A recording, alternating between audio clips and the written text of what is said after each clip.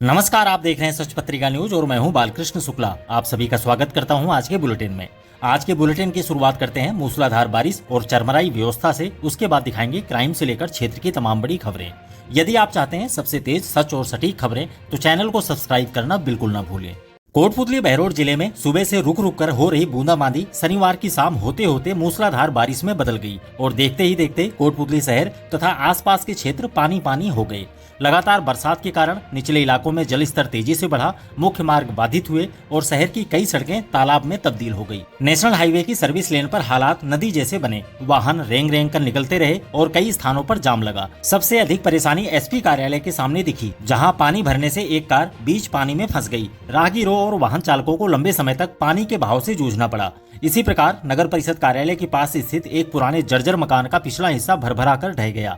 गनीमत रही कि हादसे के वक्त घर के लोग दूसरे हिस्से में मौजूद थे, वरना बड़ा नुकसान हो सकता था। घर में रखा सामान मलबे के नीचे दब गया। हालांकि किसी के घायल होने की सूचना नहीं है। शहर के बाजार और कॉलोनियां भी पानी से बेहाल रही। पुतली रोड सबसे ज्यादा प्रभावित रहा, जहां करीब आधा किलोमीटर तक जल भराव बना रहा। दुकानों में पानी घुसने से व्यापारियों का सामान भीग कर खराब हो गया। कई घरों में भी पानी भर गया, जिससे घरेलू सामान क्षतिग्रस्त हुआ। शहर में अधूरे पड़े सीवरेज निर्माण और महीनों से खुले गड्ढों में पानी भरने से दुर्घटना का जोखिम बढ़ गया है। कई स्थानों पर नाले ओवरफ्लो होने से सड़कों पर कीचड़ और बदबू फैल गई। मूसलाधार बारिश ने सरकारी दफ्तरों और संवेदनशील परिसरों को भी नहीं छोड़ा। पुलिस लाइन, न्यायालय परिसर, जनाना अस्पताल, पंचायत समिति, कलेक्ट्रेट और आकाशवाणी केंद्र जैसे अनेक कार्यालय परिसर पानी से लबालब हो गए। पुलिस लाइन में खड़े दर्जनों वाहन पानी में फंस गए। आकाशवाणी केंद्र परिसर में नालों का पानी कार्यालय भवन तक घुस गया। दूसरी ओर अधूरे सड़क निर्माण कार्य के कारण सड़कों के किनारे पानी लबालब भरा रहा। कई जगह सड़क का किनारा दिखाई नहीं दिया और एक कार वहीं फिसलकर पानी में धंस गई। बारिश के असर से ग्रामीण इलाके भी अछूते नहीं रहे। आसपास के अनेक गांव जलमग्न हो गए और आवागमन के रास्ते बंद पड़ गए। खेतों में पानी भरने से फसलों को नुकसान की आशंका जताई जा रही है। स्थानीय लोगों और पार्षदों ने नगर परिषद की तैयारियों पर सवाल उठाए हैं। उनका कहना है कि जल निकासी पर लाखों करोड़ों रुपए खर्च दिखाए जाते हैं, कागजों पर सफाई की रिकॉर्ड बनते हैं, लेकिन धरातल पर खानापूर्ति होती है। हर साल बारिश के साथ यही स्थिति दोहराई जाती है। नागरिकों ने प्रशासन से मांग की है कि नालों की समयबद्ध सफाई, अधूरे सीवरेज और सड़क कार्यों को प्राथमिकता से पूरा किया जाए। इसके साथ ही बारिश के दौरान त्वरित जल निकासी के स्थायी इंतजाम किए जाएं, ताकि शहर बार बार जलमग्न न हो। अगली खबर सड़क हादसे की। कोटपुतली नीम का थाना स्टेट हाईवे पर कुहाड़ा कल्याणपुरा गांव के पास शनिवार देर शाम को हुए सड़क हादसे में आधा दर्जन श्रद्धालु घायल हो गए। सभी श्रद्धालु बालेश्वर धाम से दर्शन कर लौट रहे थे। हादसा उस समय हुआ जब तेज बारिश के बीच बोलेरो गाड़ी अचानक अनियंत्रित होकर पलट गई। हादसे में सावंतराम, गिरधारी लाल, भगवती देवी, मेवा देवी, रामचंद्र और जयदयाल निवासी फतेहपुरा कला कोटपुतली घायल हो गए। इनमें से सावंत और गिरधारी की हालत गंभीर बताई जा रही है। दोनों को प्राथमिक उपचार के बाद जयपुर रेफर किया गया, जबकि अन्य घायलों का उपचार बीडीएम जिला अस्पताल में चल रहा है। घटना की सूचना मिलते ही आसपास के लोग मौके पर पहुंचे और घायलों को तुरंत अस्पताल पहुंचाया। वहीं पुलिस ने घटना स्थल पर पहुंचकर बोलेरो को सड़क से हटवाया, इससे यातायात सामान्य हो सका। फिलहाल पुलिस हादसे की जाँच में जुटी है। अब पकड़ा गया बजरी तस्कर। शाहजहांपुर थाना पुलिस ने अवैध खनन के खिलाफ कार्रवाई की है। पुलिस ने बिना नंबर की ट्रैक्टर ट्रॉली को जब्त किया है। इनमें करीब 250 मन अवैध बजरी भरी हुई थी। थानाधिकारी मोहनलाल के नेतृत्व में पुलिस टीम गश्त के दौरान इलाके में पहुंची। टीम ने बिना नंबर की ट्रैक्टर ट्रॉली को रोका और जांच की। जांच में अवैध बजरी की पुष्टि होने पर पुलिस ने यह कार्रवाई की। पुलिस ने ट्रैक्टर चालक नवीन कुमार को गिरफ्तार किया है। नवीन हरियाणा के रेवाड़ी जिले के बावल थाना क्षेत्र के साजरपुर का रहने वाला है। कार्रवाई में थानाधिकारी मनोहर लाल के साथ sub inspector Yashveer, head constable Satveer Singh, constable Dasharath और पंकज शामिल थे। अब अवैध खनन को लेकर जारी धरना। कोटपुतली के अजीतपुरा कला और कुजोता गांव में नेशनल लाइम स्टोन कंपनी द्वारा हो रही अवैध ब्लास्टिंग और खनन के खिलाफ ग्रामीणों का विरोध थमने का नाम नहीं ले रहा है। गांव बचाओ संघर्ष समिति के नेतृत्व में यह धरना लगातार 11वें दिन भी जारी रहा। शमशान भूमि के पास जारी धरना स्थल पर शनिवार को भी सैकड़ों की संख्या में महिला और पुरुष ग्रामीण एकजुट होकर पहुंचे और अपना विरोध दर्ज कराते हुए जमकर प्रदर्शन किया। ग्रामीणों का कहना था कि गाँव में हो रही अवैध ब्लास्टिंग से खेतों, मकानों और पर्यावरण को भारी नुकसान हो रहा है। ऐसे में उनकी एक ही मांग है कि तुरंत इस खनन गतिविधि को रोका जाए। संघर्ष समिति ने प्रशासन को चेतावनी दी है कि यदि शीघ्र कार्रवाई नहीं हुई तो आंदोलन को और व्यापक बनाया जाएगा और जिला मुख्यालय तक विरोध दर्ज करवाया जाएगा। धरने में सरपंच प्रतिनिधि नेतराम ताखर, पूर्व सरपंच रामकरण, राधेश्याम शुक्लावास, महेंद्र मीणा, महेंद्र दादरवाल, राम सिंह जाट समेत बड़ी संख्या में ग्रामीण मौजूद रहे। अगली खबर डीपीडब्ल्यूएस स्कूल की। कोटपुतली के पनियाला मोड़ स्थित दिल्ली पब्लिक वर्ल्ड स्कूल में शनिवार को अलंकरण समारोह का आयोजन किया गया। समारोह के मुख्य अतिथि सीबीआई ऑफिसर प्रशांत कुमार शर्मा थे, जबकि कार्यक्रम की अध्यक्षता एडीजे अजंता अग्रवाल ने की।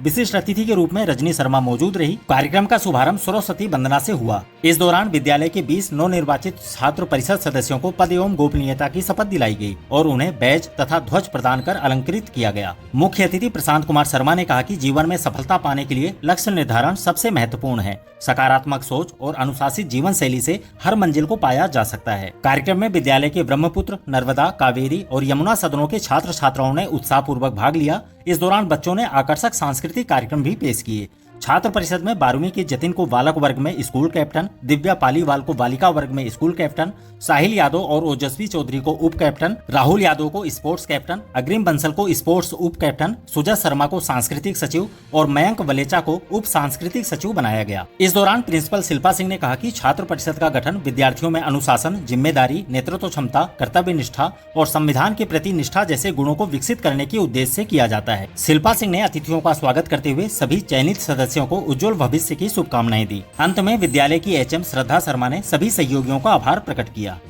अगली खबर कलेक्ट्रेट से। एडीएम ओम प्रकाश सहारण ने शनिवार को food safety on wheels van का निरीक्षण किया। इस दौरान उपलब्ध अत्याधुनिक उपकरणों की कार्यप्रणाली का बारीकी से जायजा लिया। इसके साथ ही उन्होंने अधिकारियों से खाद्य जांच प्रक्रिया, वैन की सुविधाओं तथा चलाए जा रहे जागरूकता अभियानों के बारे में जानकारी ली और आवश्यक निर्देश प्रदान किए। निरीक्षण के दौरान एडीएम सहारण ने बताया कि फूड सेफ्टी ऑन व्हील्स भारतीय खाद्य सुरक्षा और मानक प्राधिकरण की एक महत्वपूर्ण पहल है। इस मोबाइल वैन के जरिए दूध, पानी, तेल समेत विभिन्न खाद्य पदार्थों की मिलावट की तुरंत जांच करवाई जा सकती है। इसके अलावा यह आम नागरिकों, खाद्य व्यवसायियों और संचालकों को स्वच्छता, सुरक्षित भोजन और स्वस्थ खान पान की आदतों के प्रति जागरूक करने का भी कार्य करती है। उन्होंने कहा कि इस तरह की पहल न केवल मिलावटखोरी पर रोक लगाने में कारगर होगी, बल्कि आम लोगों के स्वास्थ्य और जीवन शैली को सुरक्षित बनाने में भी अपनी महत्वपूर्ण भूमिका निभाएगी।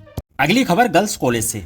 नशा मुक्ति अभियान के अंतर्गत कोटपुतली के राजकीय पाना देवी कन्या महाविद्यालय में एक विशेष निबंध प्रतियोगिता का आयोजन किया गया। यह कार्यक्रम एनएसएस इकाई और नशा मुक्ति केंद्र के सहयोग से आयोजित हुआ। प्रतियोगिता का विषय था नशा के कारण, परिणाम और दुष्प्रभाव तथा नशा मुक्ति के उपाय। इस आयोजन का मुख्य उद्देश्य छात्राओं में सामाजिक जागरूकता लाना और उन्हें नशा जैसे सामाजिक अभिशाप के विरुद्ध सशक्त बनाना रहा। यह आयोजन एनएसएस के प्रभारी डॉक्टर JR गुर्जर और कार्यक्रम अधिकारी प्रोफेसर यामिनी यादव के निर्देशन में हुआ।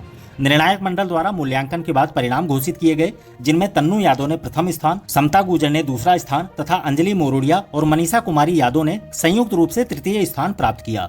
प्रभारी डॉक्टर JR गुर्जर ने बताया कि विजयी छात्राओं को आगामी वार्षिकोत्सव कार्यक्रम में सम्मानित किया जाएगा। प्रोफेसर बिमल यादव ने छात्राओं को सामाजिक बुराइयों के विरुद्ध जागरूकता फैलाने का संकल्प दिलाया। समापन पर प्रोफेसर यामिनी यादव ने सभी प्रतिभागियों और उपस्थित जनों का आभार व्यक्त किया।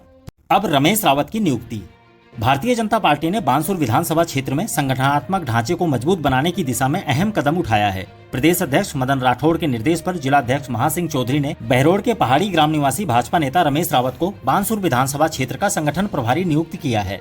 रमेश रावत ने नई जिम्मेदारी मिलने पर पार्टी का आभार जताया। उन्होंने कहा कि वे पार्टी के भरोसे पर खरा उतरने का पूरा प्रयास करेंगे। रावत ने बताया कि उनका मुख्य उद्देश्य बूथ स्तर पर संगठन को मजबूत करना है। इसके साथ ही वे नए कार्यकर्ताओं को पार्टी से जोड़ने का निरंतर प्रयास करते रहेंगे। अगली खबर अग्रवाल समाज की। अग्रवाल समाज समिति कोटपुतली की बैठक अग्रसेन भवन में अध्यक्ष योगेश शरण बंसल एडवोकेट की अध्यक्षता में आयोजित हुई। बैठक में 17 से 22 सितंबर तक आयोजित होने वाले श्री अग्रसेन जयंती महोत्सव के कार्यक्रमों और प्रतियोगिताओं को अंतिम रूप दिया गया। मीडिया प्रभारी हेमंत मोरियावाला ने बताया कि 17 से 20 सितंबर तक अग्रसेन भवन में महिला मंडल द्वारा rangoli, poster making, non fire cooking, fancy dress, dance, 1 minute game, musical chair, निबंध लेखन, फैंसी पैकिंग और अन्य प्रतियोगिताएं होंगी। इसके साथ ही 20 सितंबर को भव्य अग्र मेला, डांडिया और प्रश्नोत्तरी का आयोजन किया जाएगा। 21 सितंबर को वार्षिक अधिवेशन, प्रतिभा सम्मान समारोह और सांस्कृतिक संध्या का आयोजन अग्रसेन तिराहे पर होगा। 22 सितंबर को अग्रसेन भवन से विशाल शोभा यात्रा निकाली जाएगी, जो अग्रसेन मंदिर पहुंचकर महाआरती और आतिशबाजी के साथ संपन्न होगी। बैठक में उपाध्यक्ष कुलदीप बंसल, महामंत्री नितेश बंसल, कोषाध्यक्ष नरसिंह दास अग्रवाल, मंत्री प्रमोद गोयल, हरिनारायण मोरिजावाला, अमरनाथ बंसल, सुभाष बंसल, नरेश अग्रवाल, दिनेश सिंघल, सावरमल गोयल, राजेश सवाईका, मनोज अग्रवाल, संगम गुप्ता और सीताराम अग्रवाल समेत अनेक लोग मौजूद रहे। अगली खबर नारेड़ा से। कोटपुतली के नारेड़ा कस्बे में श्री जाहरवीर गोगाजी रामलीला रंगमंच की बैठक श्री श्याम मंदिर परिसर में भवानी सिंह की अध्यक्षता में आयोजित हुई। जिसमें सर्वसम्मति से आगामी 19 सितंबर से आदर्श रामलीला का मंचन कराने का निर्णय लिया गया। रामलीला कमेटी के अध्यक्ष महिपाल सिंह ने बताया कि इस वर्ष भी स्थानीय कलाकार मंचन करेंगे और तैयारियां 27 अगस्त से शुरू हो जाएंगी। मंचन में कई नए कलाकार भी अपनी कला का प्रदर्शन करेंगे। दशहरे के अवसर पर 2 अक्टूबर को 51 फुट ऊंचे रावण के पुतले का दहन किया जाएगा। बैठक में वार्ड पंच संजय जोशी समेत कमेटी के पदाधिकारी और स्थानीय कलाकार समेत बड़ी संख्या में लोग मौजूद रहे। और अंत में एक सूचना, प्रदेश के वन एवं पर्यावरण मंत्री संजय शर्मा रविवार को जिले के दौरे पर रहेंगे। मंत्री दोपहर 12 बजे कोटपुतली के दीप मैरिज गार्डन में आयोजित प्रतिभा सम्मान समारोह में भाग लेंगे। इसके बाद दोपहर 1 बजे कलेक्ट्रेट सभागार में वन विभाग, पौधारोपण, बजट घोषणाओं और विकास कार्यों की समीक्षा बैठक करेंगे। शाम 4:30 बजे वे तिजारा विधायक महंत बालक नाथ के दादाजी के निधन पर ग्राम कोहराना पहुंचकर शोक संवेदना व्यक्त करेंगे। अगर आपको हमारा ये बुलेटिन पसंद आया हो तो चैनल को सब्सक्राइब करें, वीडियो को लाइक करें और अपने दोस्तों के साथ शेयर करना ना भूलें। आप हमें कमेंट करके अपनी राय भी बता सकते हैं। आपका समर्थन ही हमारी ताकत है। आज के लिए बस इतना ही। दोबारा मिलते हैं इसी तरह की दूसरी ताजा खबरों के साथ। नमस्कार। न झुकेंगे न रुकेंगे, जहां सच छुपाया जाएगा वहीं से उठेगी ये आवाज। सच पत्रिका न्यूज, सबसे तेज, सच और सटीक खबरें।